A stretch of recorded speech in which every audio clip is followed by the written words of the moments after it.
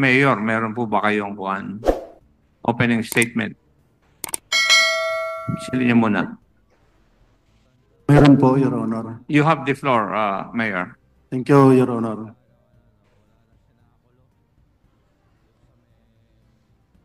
The Honorable Joseph Stephen Paduano, the Honorable Dan Fernandez, the Honorable Del Corvera, the Honorable Romeo Aco, the Honorable James Francis Cancio, the Honorable Joel Lara, the Honorable Arman C. Panaligan, the Honorable Isabel Maria Zamora, the Honorable Jerbil Wistro, the Honorable Edwin Olivares, and the Honorable members of Committee on Public Accounts. A pleasant day to all of you. It is both my pleasure and honor to meet you all today. First and foremost, I would like to express my gratitude for inviting me to this legislative inquiry. This inquiry presents a golden opportunity for me to address the controversies raised by my detractors who have disseminated misleading information through a complaint filed with the esteemed office of the Honorable Joseph Stephen Paduano. The privileged speech delivered by Honorable Paduano, which I will address shortly, appears to stem from these unfounded complaints. Now, allow me, please respond the privileged speech of the Honorable Chairman of the Committee on Public Accounts.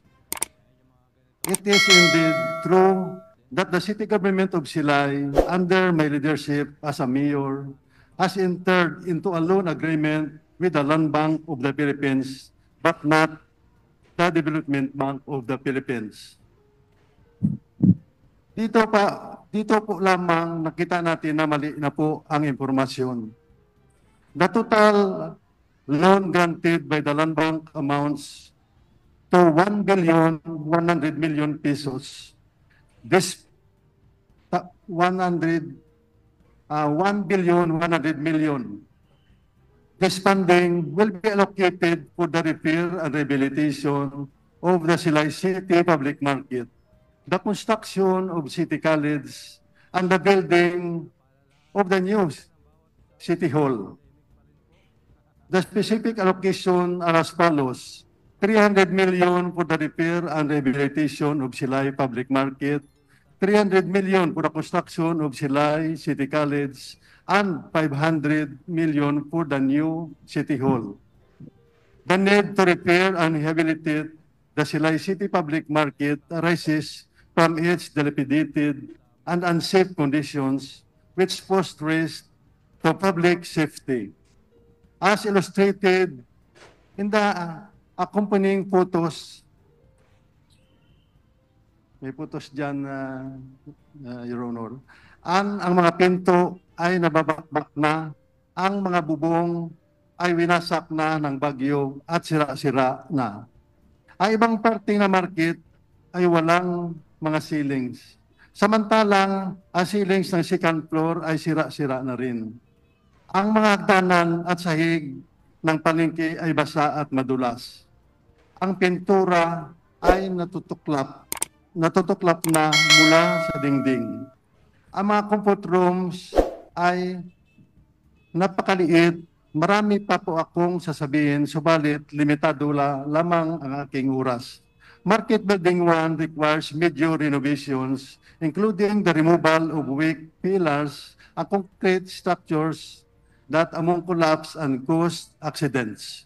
Market Building 2 will undergo minor renovations with the limited amount of 300 million. We aim to ensure that the quality and integrity of our project are not compromised.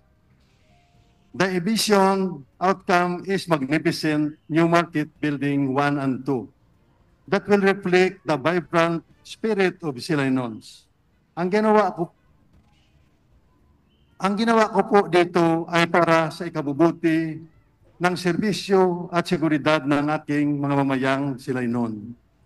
The initiative to construct the new City Hall was inspired by the groundwork led by former Mayor Mark Bullis, was able to secure a loan proposal from Development Bank of the Philippines for 1 billion pesos for a single project, which is build a new government center. I found this amount excessive and too much expensive, and so I opted to construct a new government center for only 500 million pesos, which is half the cost of proposed by former Mayor Mark Bullis. Historically, two universities, Technical University of the Philippines and Carlos Hilado State University, were intended to be established in the Silay City, but unfortunately, due a lack of land donors, these institutions were built in neighboring Talisay City, pushing additional travel costs for students from Silay. Fortunately, during my term, I identified the landowner who shared a vision and donated a parcel of land in Silay for the construction of a Silay City College to serve our youth. I promptly initiated a loan of 300 million, and now I am pleased to report that the construction of Silay City College is currently about 50% complete. All my actions are supported by the Development Council, which has duly endorsed to the Sangguniang Panglungsod of Silay. This council compromises all punong barangays and representatives from various sectors, including women, farmers, fisherfolk, and transportation. On March 15, 2023, the Sangguniang Panglungsod enacted Appropriation Ordinance Number 1, allocating the budget for mega infrastructure projects. Makikita po natin, ang programa ko po ay para sa mga Silay noon na mayroong legal basis at may suporta ng sanggunian. I would also like to respectfully address to the question posed by Honorable Joseph Stephen Paduano in his privileged speech. How can these officials justify borrowing such large amount without including the vendors who will significantly affected by this project? Initially, the public consultation were conducted and majority of the vendors agreed that they will relocated to cages to be installed to the roadside fronting the existing market as was usually being done by the previous administration whenever repair are performed on the market. Following some series of talks, the city engineer started the constructions of needed cages, stalls. However, unexpectedly, the vendors are now demanding bigger cages in a bigger and more convenient relocation sites, which cause delays in their transfer. Lately, a new relocation site identified where construction of temporary stalls is underway. There is ongoing proper coordination between the market vendors and the city officials of Silay. With the assistance of the city legal team, we improve the temporary site that serve as their temporary market during the renovation period. Ang pagbabago po ng sistema ng serbisyo para sa mga Silay noon ay hindi po minamadali o hindi minamadali. Ang lahat ng galaw po namin ay binabase po via consultative actions upang marinig ang mga hinaing ng mga mamayan at mabigyan ng solusyon ang bawat problema. My administration has not constructed temporary market stalls within heritage zones. Maling informations po iyon. Initially, the city engineer placed some structure around existing public market and few outside the church, which is heritage zone. These metal structures were intended as a preliminary steps toward construction market stalls but lack ropes, making them uninhabitable for vendors. Although Some structures outside the church had roofs. Many vendors complained that the stalls were tiny, rectangular spaces, smaller than commercial bathroom. Consequently, as as of March 2024, all these structures had been removed and the site has been cleared due to these complaints. Makikita po natin na nakikinig ang inyong mayor sa lahat ng inahing ng mga tao, particularly the affected vendors at binigyan ng agarang aksyon. Furthermore, I humbly assert the market authority has no jurisdiction the loan procurement process.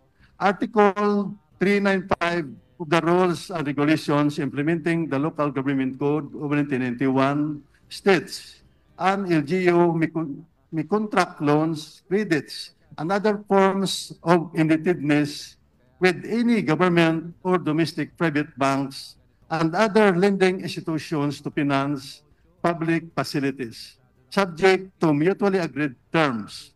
Section D of the same regulations specifies that the authority to incur loans must be exercised through a Sangguniang resolutions, which implicitly authorizes the city mayor to negotiate and into contract for securing a loan. Article 6 BI of the same regulations provides that city mayor as a chief executive shall represent the city in all business transactions and sign all relevant documents upon the authority of the Sangguniang Panglungsod. Clearly, my adherence to these laws demonstrate there is no grave abuse of discretion on my part. Lahat ng mga ginawa ko po ay nakabase sa legal na paraan at ang lahat para sa kabutihan ng aking minamahal na mga Silaynon. Fortunately, my administration identified 7 contiguous vacant lots owned by city government of Silay reserved for specific purposes. The lots were acquired during the previous administration of former Mayor Jose Montelibano, and there were no allegations nor controversies regarding their acquisition at that time.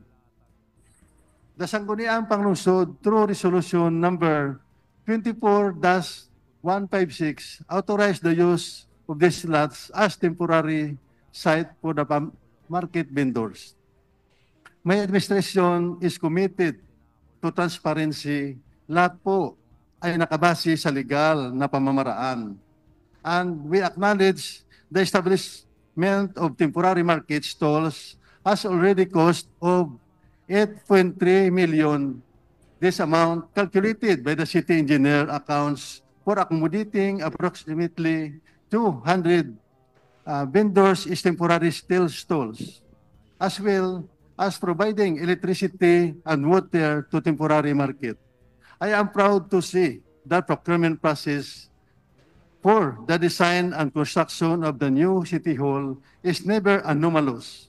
I believe I am only being unjustly persecuted by my detractors to claim that the process is fraught with anomalous and questionable decision of the city officials of Silay. I do not hold the Honorable Joseph Stephen Paduano, responder, for citing this false allegation in his previous speech, as he is merely fulfilling his role as a listener to complaints. The city government of Silay published its invitation to bid from May 23, 2024 to June 17, 2024.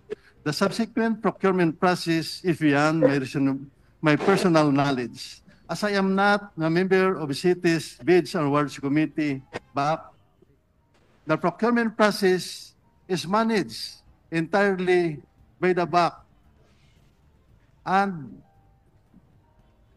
I do not interfere with their autonomy except to exercise my authority to provide by law. Hindi ko po ako dinidiktahan ang aking mga BAC officials kung ano ang dapat gawin. alam po nila ang ginagawa nila na nirespeto ko po ang kanilang powers and function during the bidding process.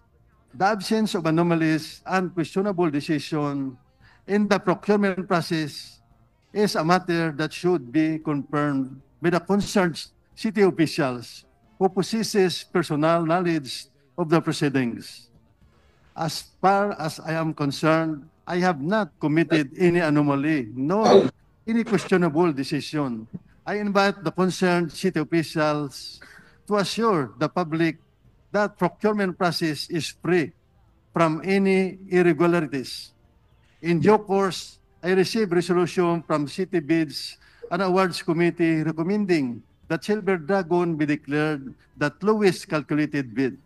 Acting on this resolution, I personally verified with the back members whether the proper procedures were followed and whether any complaints or protests had been raised.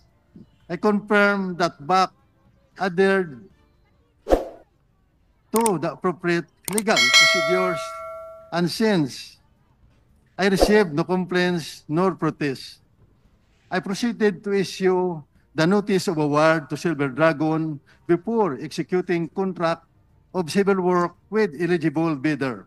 I sought authorization from the Sangguniang Panglungsod to execute the agreement. Moreover, Republic Act 9184 provides that this approval of the recommendation of VAC shall be based only on valid, reasonable, and justifiable grounds to be expressed in writing. Copy furnished the VAC, I found none such grounds at the time. I approve of the VAC's recommendation following a personal verification of the procurement documents and procedures. The deliberations of the Sangguniang Panglungsod that led to the passing of Resolution number 24-301, which grants me the authority to enter into a contract for civil works with Silver Dragon, are matter best discussed by them, for they have personal knowledge of the same. The Vice Mayor Tom Maynard Ledesma is the most qualified resource person to elaborate today's deliberations. In other words, when I signed the contract with Silver Dragon, the same was supported by Sanggunian at mayroon pong legal basis. In privilege, the Honorable Joseph Stephen Paduano also posed the question, why would the city government deliberately disregard serious concern in procurement procedure and seemingly favor proposal of Silver Dragon? To address this, may I refer the Honorable Chairman to the resource person who have first-hand knowledge of the procurement process, namely the members of the City Bids and Awards Committee. I assure you that I hold no favoritism toward Silver Dragon, nor did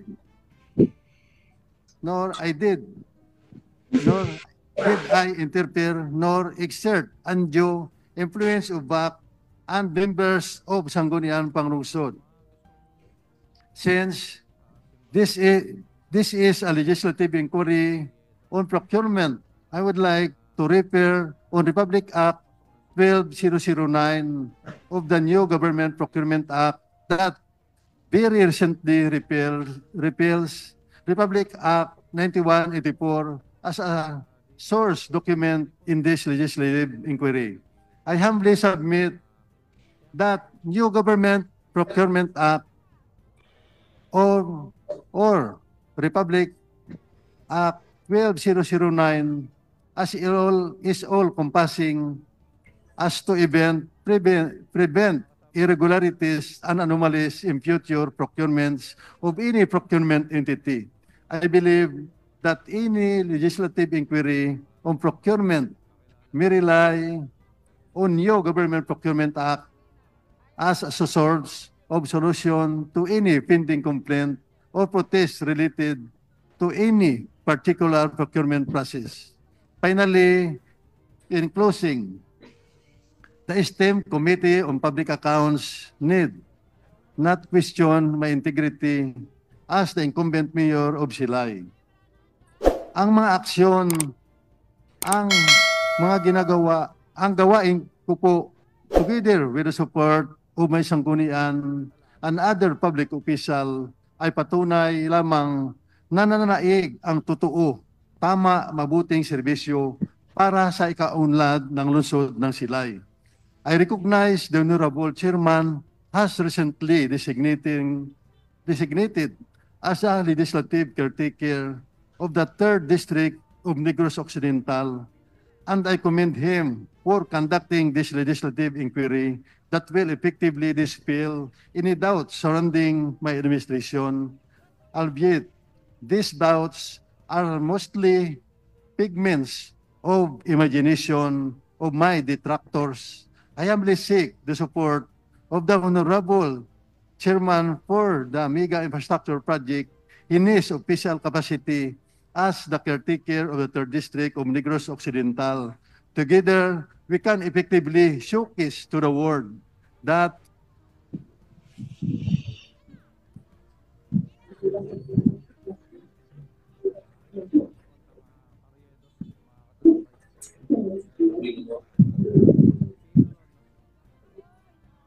the Silay City is truly the Paris of Negros, benefiting our beloved Silaynons. Mabuhay si Chairman, mabuhay ang buong Committee on Public Accounts, mabuhay tayong lahat. Magandang umaga po. Honors. Thank you, Mayor.